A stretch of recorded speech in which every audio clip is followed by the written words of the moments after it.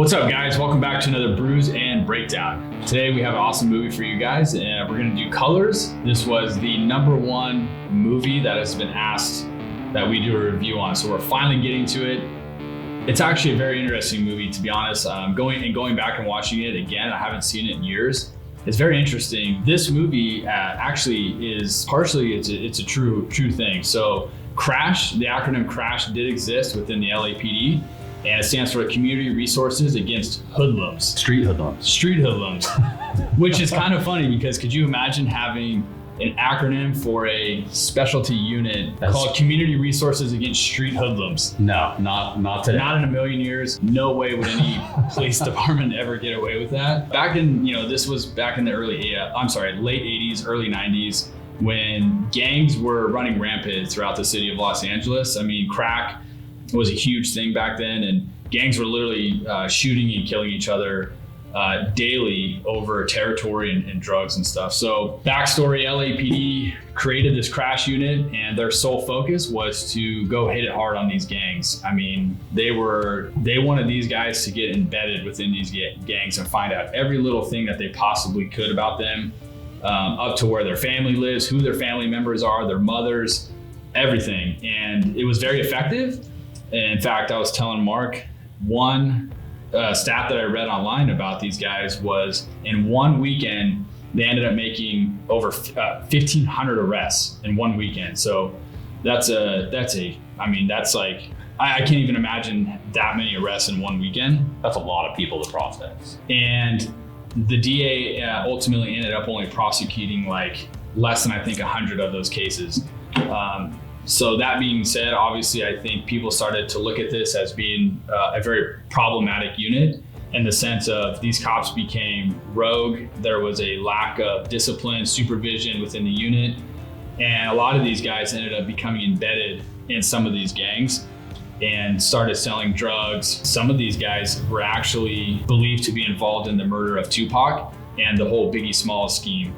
And there is a documentary on it. You can check it out. I think I've seen it on Netflix. Very interesting stuff. But some of these LAPD CRASH unit officers became personal bodyguards for Suge Knight, Biggie Smalls, and were a part of the whole Death Row Records back then. So obviously, as a cop, I mean, that would be like a huge no-no, right? Yeah. And back then, maybe it was allowed, but I doubt it. I would think not. I don't know if the agency didn't know about it. I think it was kind of like a under the table, obviously, type thing. But nonetheless, this became a huge deal. And if anybody out there has heard of the Rampart scandal within the LA Police Department, this movie and this whole CRASH deal was a part of that. That's how that whole thing kicked off. And so a lot of cops ended up getting indicted for this. They got arrested. Some of them spent years in prison. Like I said, there's a documentary on it, very interesting. And a lot of this movie is actually really realistic. I mean, it's honestly, like even today, some of the things that were done back then, I mean, we're still doing today. Not all of it, obviously, but as we watch some of these scenes, we'll break them down and we'll let you guys know, like, hey, this is probably how they did it back then. I have no doubt. But today we do things obviously a little different. So, but very interesting. Go check it out and do some research on this. I find it pretty fascinating. What are you drinking? Yeah, so today I've got a Voodoo Ranger Hazy IPA. First time.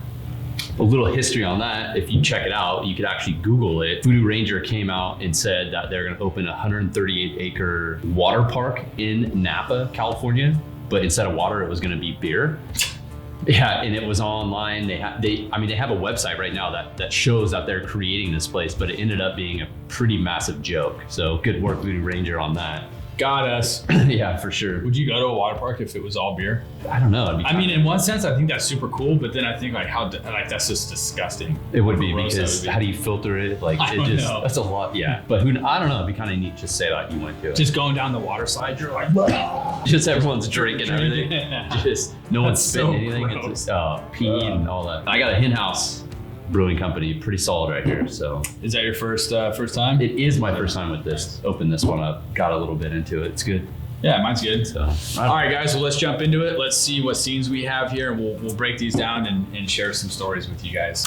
We want a uniformed presence out in the street. They're flying their colors, we're flying ours. I want them to know who they're dealing with. They got Uzis.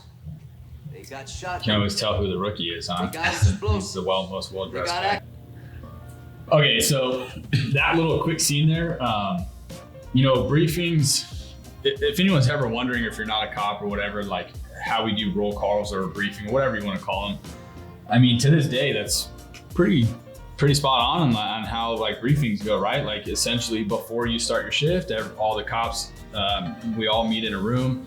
Your boss, your sergeant, lieutenant, whoever sits at the front goes over, you know, important things that have happened maybe on your days off or while you were off throughout the day, you know, whatever the case may be. But, you know, he mentions in here about flying colors and, you know, they need to go out there more and show paint and all that kind of stuff. That stuff to this day goes on. I mean, we do talk about, you know, stuff like that. And, you know, it's known that if you're out there in a black and white or your police car and you're showing that color, that crime actually does tend to go down in that particular area.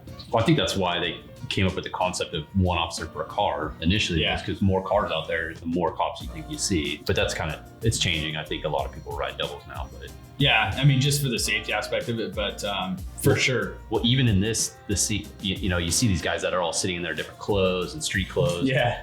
The specialty units that work street clothes, that's really how it is. They just roll in whatever their style is. And it's kind of interesting to see when you work with the undercover team or narcs or guys that are just doing street stuff in plain clothes, like to see like their style, like where do they fit in and where do they mesh. So this is kind of interesting. It's not a patrol roll call, it's a specialty unit roll call. Yeah, and these crash guys, they are not patrol. Like their sole focus is to go out there and focus on the gang. So the street hoodlums? The street hoodlums, yeah. I do love the OG guy that lights up the cigarette in briefing. I bet you that, I don't know, man. I find that hard to believe that they allowed that even back then. We may have to find an OG. To smoke in the building? Well, smoke and light up a cigarette in briefing. I bet they do. I bet they smoke. Probably people, back then. They used to smoke in restaurants and airplanes. I bet they would smoke in a briefing. That guy didn't give a shit. No, clearly not. I think even if the lieutenant told him to put it out, he'd probably tell him to bounce in. Yeah. What's your name? What's your name? Clarence Brown. Don't lie to me. Clarence Brown.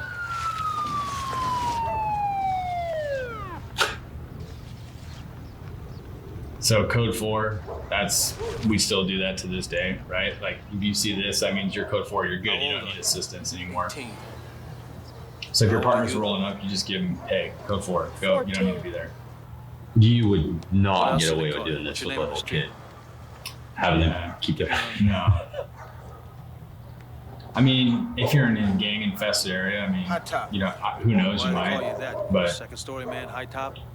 So it's interesting that whole scene, you know. So the backstory, you know, he gets in a foot chase, he runs, they catch him, whatever, they find some crack on him. But you know, he asks him like, "Hey, what's your name?" And then you know, he tells him his first name, his real name, but then he follows it up with, "Okay, well, what's your street name?" And we know dealing with gangsters and cops, you know, like a lot of these guys on the street, they don't even know each other by their names, their real names. It's all about street name, and so.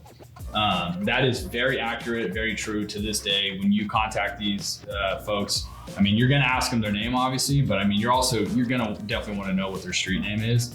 And then oftentimes, you know, you will follow it up with like, he asked them like, well, why do they call you that? And usually there's always a reason of like why they have the street name that they have.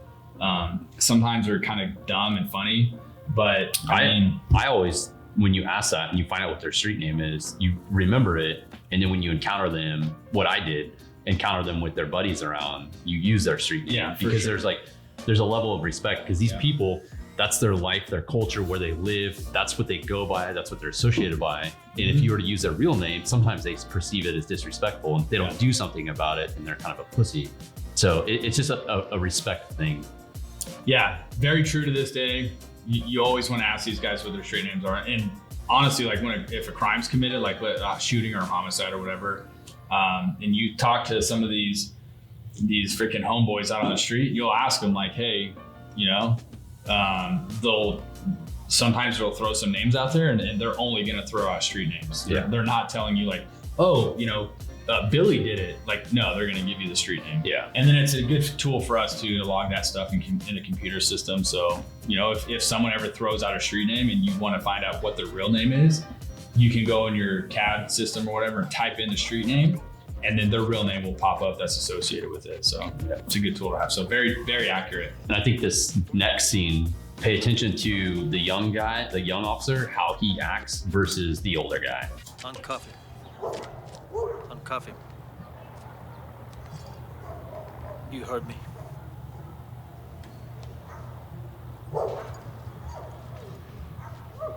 I'm Hodges. Ask around who I am, all right?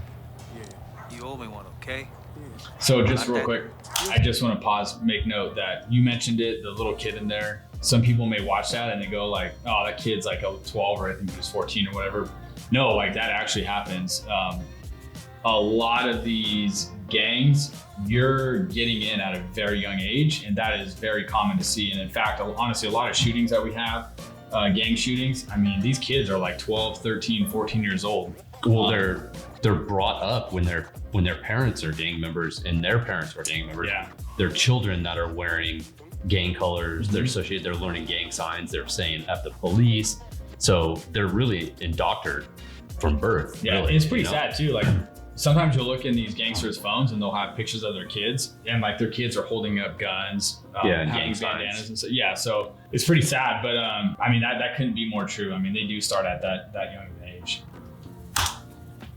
Sir. Say it. So right here, he's basically, they're letting him go, right? They found a little bit of crack on him. They got rid of it. And he basically is telling him like, hey dude, you owe me next time, right? So he's not taking him to jail for that little bit of crack that he found, because he's trying to build a rapport with him. He needs to get embedded with that crew. And if he's just gonna jam them up for like every little thing, then these guys aren't gonna ever tell you anything when you wanna know something. So out on the streets, I mean, there's some give and take, I mean, on both parts, right? For us and them. So, I mean, even back then, like that's to this day, like that happens, right? Like so ultimately in real life, what would happen is you would take the drugs or whatever illegal item that you found on this person, and you'll book it into evidence. You can, you know, hold it against them and say, hey, like they're gonna have to give you some information on either a bigger fish in the pond, or do some work for you, or whatever the case may be. But they know that they owe you, and that definitely comes in handy a lot of the times. To kind of go into that a little further, it goes to the district attorney's office. Like the district attorney is fully aware of it. It's not a secret that you booked this item and they secretly owe you as a cop. Like everybody is aware of this person has this case that's pending that could be brought against him, and that he's gonna, in a way, work the case off by producing information that leads to an arrest. So there's nothing dirty about it. It happens all day, every day. A lot of really good cases come from very small incidents like this. Yeah. And there's checks and balances. Yeah, and then even with this young kid on here, you could tell he's like, doesn't want to take the handcuffs off. He wants to book him in jail. Like he thinks just because you book somebody in jail, you get a stat, like you're a good cop. But the OG, like he's got a big picture in mind. He knows that communication and talking is more valuable than putting this guy in jail. Yeah. So again, I mean, not a whole lot of scenes on this movie are unrealistic. And like I said earlier, like to this day, we still do a lot of what these guys are doing. So in the movie, some of this is portrayed a little dirty. Back then, like you got to think in the early or late 80s, early 90s, it was like cops were dirty back then, because there was no accountability. There was no checks and balances, like Mark just said. But that's how it was. Like in this, the criminals and the suspects knew that if they ran, they got caught, they got beat, and drugs got tossed or they're taken and they're let go. Like it was kind of it was a two-sided street. So you worked street level crimes. I was on a unit where we did the same thing, and like. You obviously found that in some of these neighborhoods, like these guys do get to know you. They know your name. Like they know who you are. Yeah. They'll refer to you by your last name. And that's on some level, there is a level of respect there for you and them, as long as you give them that respect. So, I mean, it happened. What do you got? This is the jail scene. So this is kind of interesting.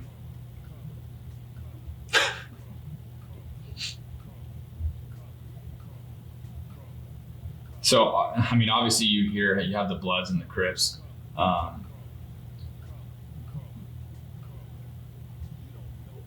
These guys are wanting to go at it.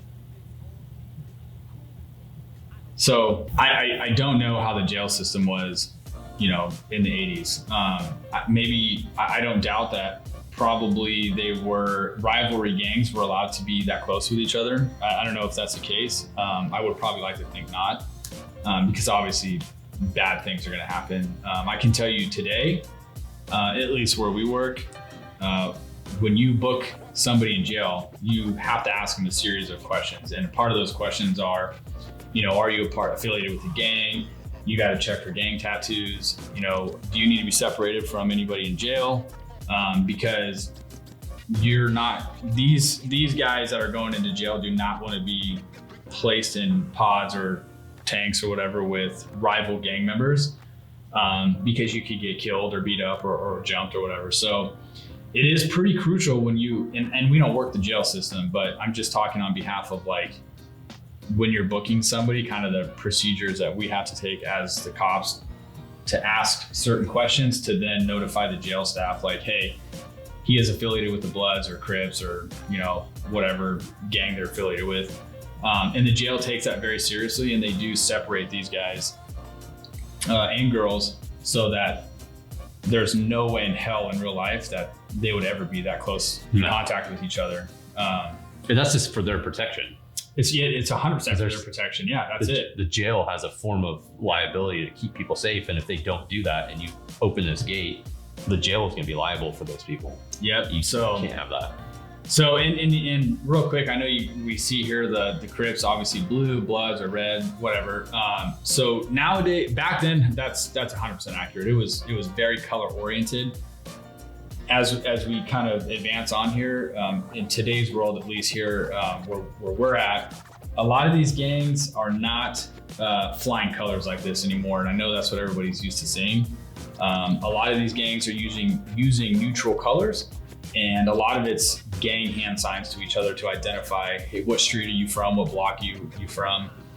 And they'll throw gang signs up at each other. And if you throw a gang sign up and it's of a street or a set that you're with, and you're not cool with that set or that block or street or whatever, then the opposing guy is going to throw up his own gang sign, and then that's how problems happen, right? That's how fights start, shootings start, whatever. But the whole red, blue, that's kind of faded away. A lot of these guys, they don't even live. They may represent a certain area or a certain set of that gang, but they're not even living in that particular area now. They're pretty mobile everywhere.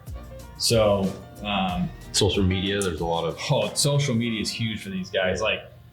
Social media is a clout for these gangsters, and yeah, they use their social media for that. So, which in hindsight is kind of dumb, because we also can have access to that, and when they post pictures of holding up a Glock or something with a freaking 30 stick hanging out of it, or an AK-47 or whatever, you're going to bring attention to yourself. But nonetheless, back then, for sure, this is how gangs operated, but nowadays they have advanced, and it's not all color based anymore, so gangs have advanced a lot since then, but yeah. So in this scene, they have a young kid, he's gonna get jumped into the gang. And again, back then, this is how they did it. You got jumped into a gang. That's how you were initiated within the gang. But nowadays, this isn't really a thing anymore. And the beating would be probably a little bit more severe than that, huh? Yeah. I had talked to guys on the street that ended up waking up in the hospital. So obviously it's a movie, but yeah. But they're just depicting hey, 4 dudes beat the shit out of one guy. That's how it was back then. They would beat the shit out of you. Show that you're tough and you're willing to do it. Yeah, take a beating. Now, so the way it works now is gangs, yes, you are still getting in at a super young age, but now it's kind of going out and doing dirt for the gang, right? Yeah, your credibility, the way you could get in is different. You don't have to get beat up. I'm sure they all still fight, but I think, the way to get in is you're not getting jumped in anymore. No, you could do a shooting or a drive-by or burglary. or rob somebody or rob some old guy or young or old lady. That kind of concept. And different way. Yeah, the scary thing is too is kind of the more violent act that you do, like the more clout you're going to get within the gang. Yeah. So these young kids, I mean, they're not understanding like the repercussions of what they're doing, and so that's why a lot of these young gangsters they're very dangerous. I mean, they're more dangerous than the older ones. Yeah, I think some too though is like you grow up in that environment and to have the credibility and not be considered a pussy and get beat up, like, and they pressure you to do something, you're gonna do it because you'd rather beat up an elderly person and rob them versus get beat up by your own buddies or get shunned or pushed out. So yeah, they're kind of, in a way, the culture, you grow up in that, you're kind of forced to do that for a way of survival. Yeah. All right, so they're doing a felony traffic stop here.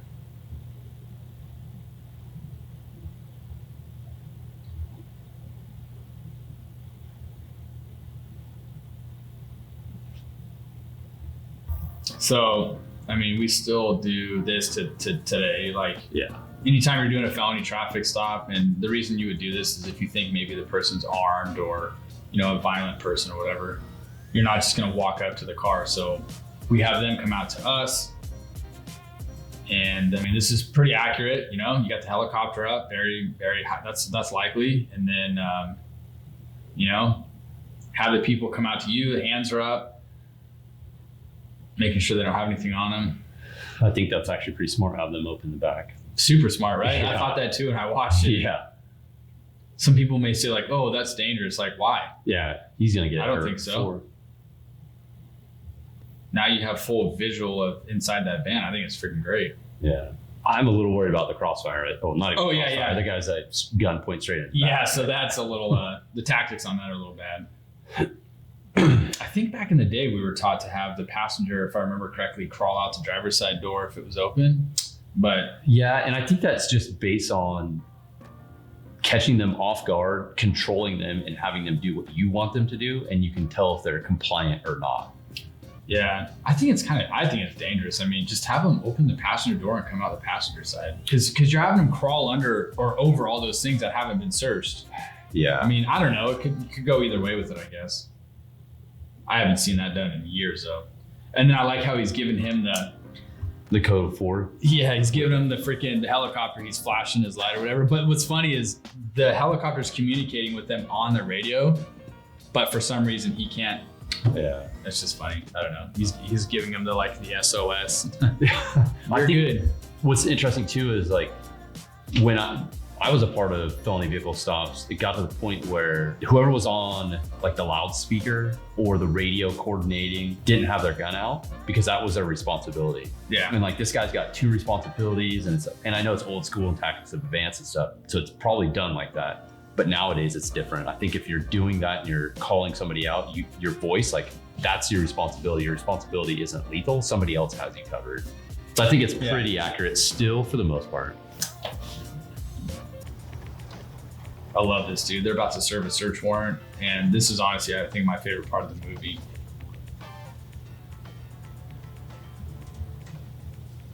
First of all, you would never pull up in front of the house, but he takes out a baseball bat. I had to watch that twice. I was like, did he take out a bat? Yeah, that's the unfortunate. I mean, that's legit. Look, he's holding a. Did you see him? He was like holding the slugger, like he's gonna bat. Like, if someone fucking pokes your head, I'm gonna bash him with that. That's so funny.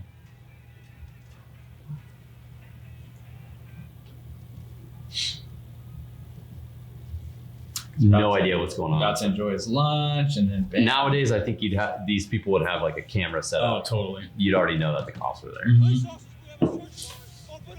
Nice distraction with that's pretty rad. That's actually a good tactic. Yeah. So if we go back at the start of that scene, they're there to serve a search warrant on a, I guess, guy that known to serve narcotics. I think he's involved in some shootings or whatever. Number one, you're not pulling up in front of the house. That's never going to happen. Number two, I do believe back then the tactics that they filmed in this movie were probably spot on. Yeah, I mean, they were pretty shitty.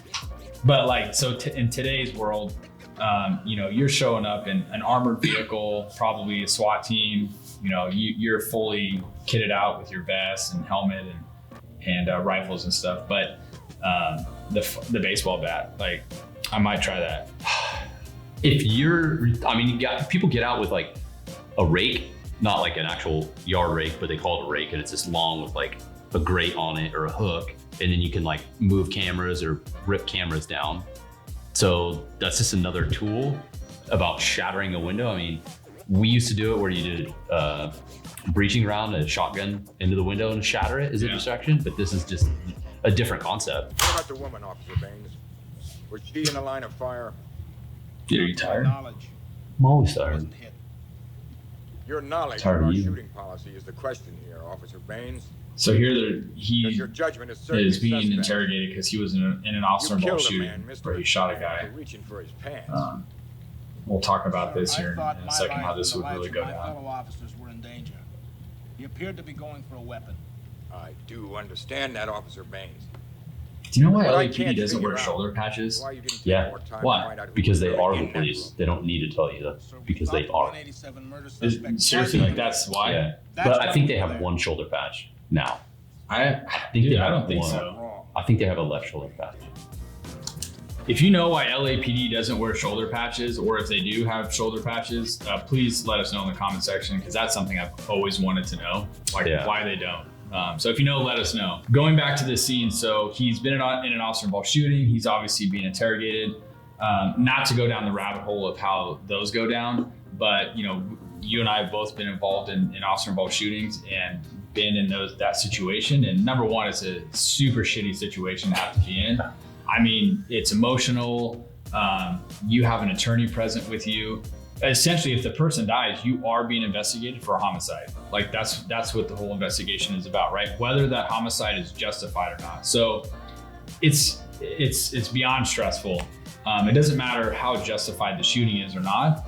It's the worst fucking thing to ever have to go through. It's terrible. Until you get the letter from the district attorney, even though when you're done with the interview, it's good.